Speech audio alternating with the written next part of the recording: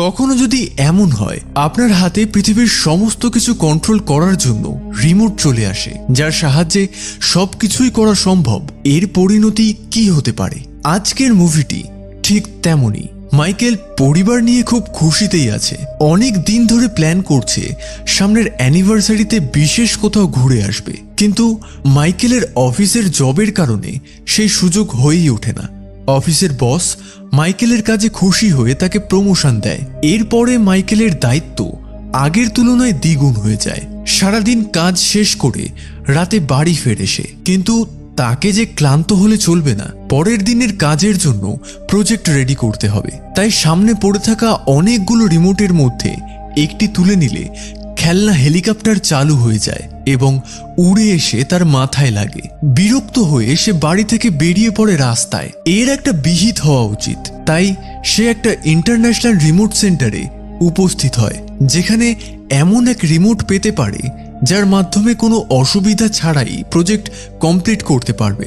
দেখতে দেখতে সামনের একটা বিছানা দেখে সেখানেই গড়িয়ে পড়ে সে, কিন্তু কাজ তার অধরাই রয়ে যায়। সময় ব্যয় না করে অফিসের ভেতরে যায়। সেখানে মটি নামের একজন অদ্ভুত ব্যক্তিকে দেখতে পায়। মটি তাকে একটি রিমোট দেখায়, তবে শর্ত দেয় যে সেই রিমোট আর তার কাছ থেকে ফেরত নেবে না। মাইকেল রাজি হয়ে যায়, ভাবে শুধু একটা রিমোট, এতে আর কি হবে। কিন্তু না জেনে কারোর কাছ থেকে কোনো জিনিস নিলে তার পরিণাম যে কখনো ভালো হয় না, তার প্রমাণ ইতিহাস সাক্ষী। তার জীবনের একটা ছোট্ট ভুল জীবন মৃত্যুর সন্ধিক্ষণে তাকে দাঁড় করায়। মাইকেল বাড়ি ফিরে প্রজেক্ট দেখতে থাকে।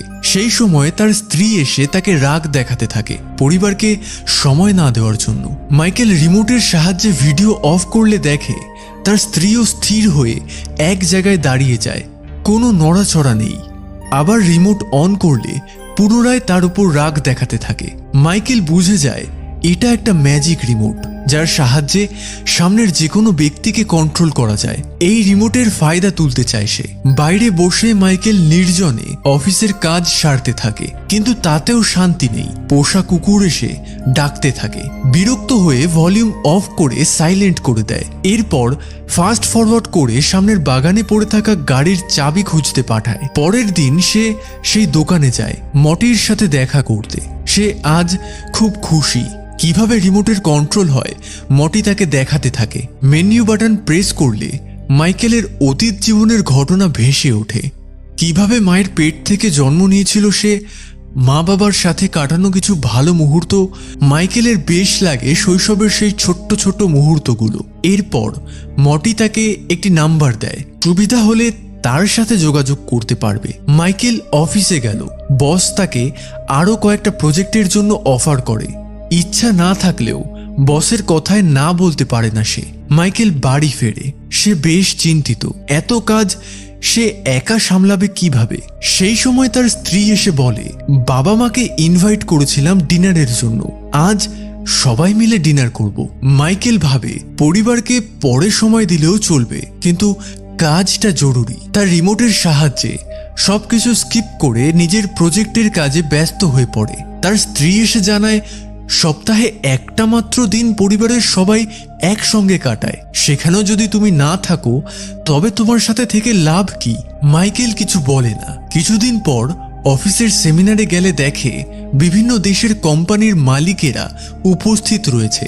মাইকেল রিমোট কন্ট্রোলের সাহায্যে তাদের ভাষা চেঞ্জ করে। অফিসের বসকে বিগ প্রজেক্ট পাইয়ে দেয়।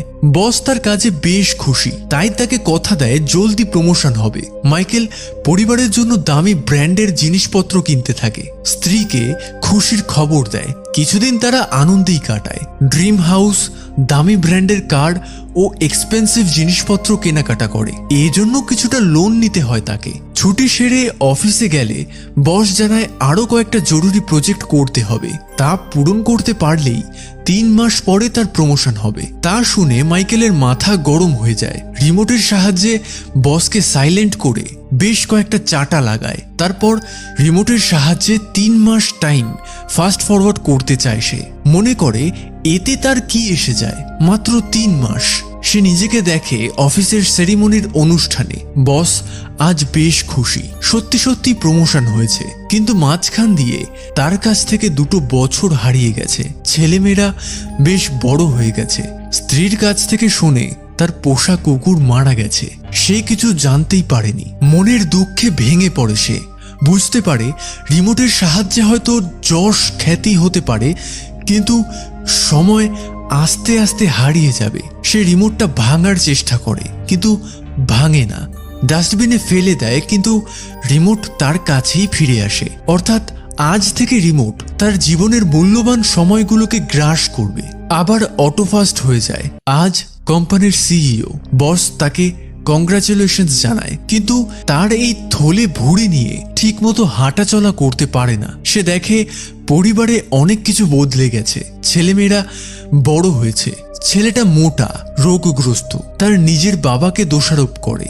ছোটবেলা থেকে মাইকেল ঠিকমতো দেখাশোনা করেনি, কিন্তু মেয়েটি সুন্দরী হয়েছে। স্ত্রী তাকে ছেড়ে আরেকজনকে বিয়ে করেছে। এই অবস্থায় মাইকেল হায় ঈশ্বর বলে চিৎকার করতে থাকে।